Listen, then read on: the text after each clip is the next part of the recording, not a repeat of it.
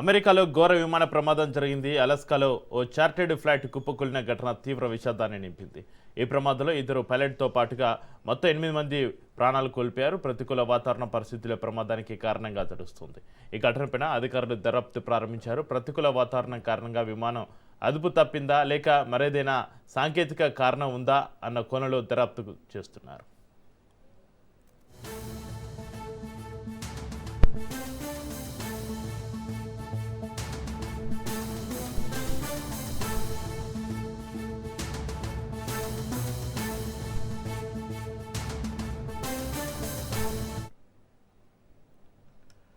అమెరికాలో ఘోర విమాన ప్రమాదం జరిగింది. అలాస్కాలో ఒక చార్టెడ్ ఫ్లైట్ కుప్పకూలిన ఘటన తీవ్ర విషాదాన్ని నింపింది.